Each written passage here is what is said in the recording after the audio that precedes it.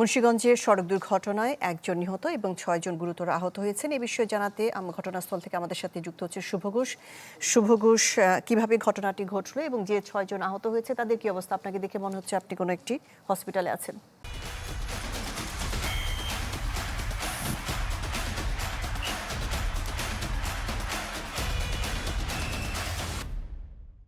শাহনাজ, মর্মান্তিক যে দুর্ঘটনাটি ঘটেছে এই ঘটনায় মুন্সিগঞ্জ সদরের বজ্রযোগিনী এলাকা থেকে দুবাই প্রবাসী স্বামী লিটন মিয়াকে আসলে এগিয়ে দেওয়ার জন্য এয়ারপোর্টে যাচ্ছিলেন নিহত মমতাজ বেগম, এবং এই ঘটনায় যে গাড়িটি নিয়ন্ত্রণ হারিয়ে মূলত খাদে পড়ে গেছে। এরপরে ঘটনাস্থলে মমতাজ বেগম প্রাণ হারিয়েছেন।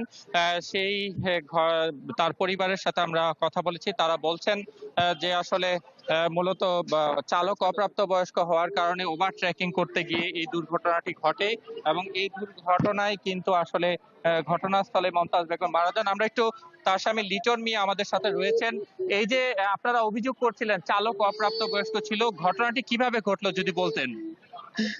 আমি বলতে না, আমি হলো একটু যাইতে যেতে আমার হয়তো একটু ঘুমায় পড়ছে। পরে দেখি ওই গাড়ি লোক অ্যাক্সিডেন্ট লাগাই যাইছে। পরে আমি উঠেছি, উঠে আমার সামনের গ্লাসটা খোলা থাও না, আমি বাড়ি আইতে পারছি, নাহলে আমিও বাড়ি আইতাম না। ঘটনাটি ঘটলো এবং যিনি মারা গেছেন উনি সম্পর্কে কি হয়, আপনি কোথায় যাচ্ছিলেন? আমি দুবাই যাচ্ছিলাম আর আমার ওয়াইফ লাগে। আমরা একটু ফায়ার সার্ভিস, যে মুন্সিগঞ্জ ফায়ার সার্ভিসের উপ সহকারী পরিচালক শফিকুল ইসলাম রয়েছেন, আমরা একটু জানতে চাইবো কিভাবে ঘটনাটি ঘটলো, উদ্ধার অভিযানের সবশেষ অবস্থা কি যদি জানাতেন। আপনারা জানেন যে মুন্সিগঞ্জ থেকে একটি নোয়া গাড়িতে 11 জন যাত্রী নিয়ে এয়ারপোর্ট যাওয়ার পথে এইখানে সিরাজদি খান বউবাজার নামক স্থানে গাড়িটি নিয়ন্ত্রণ হারিয়ে খালে পড়ে যায়। খালে পড়ে গেলে ঘটনাস্থলে মমতাজ বেগম নামে একজন নিহত হয় আর 10 জন আহত হয়।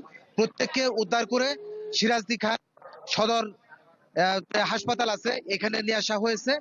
এখানে যে প্রবাসী তার রাত 8টায় লিটন মিয়া, তার এখানে দুবাইয়ের ফ্লাইট ছিল, সে এখনো সিরাজদি খান এই সদর হাসপাতালে সে অবস্থান করতেছে তার ওয়াইফের কাছে।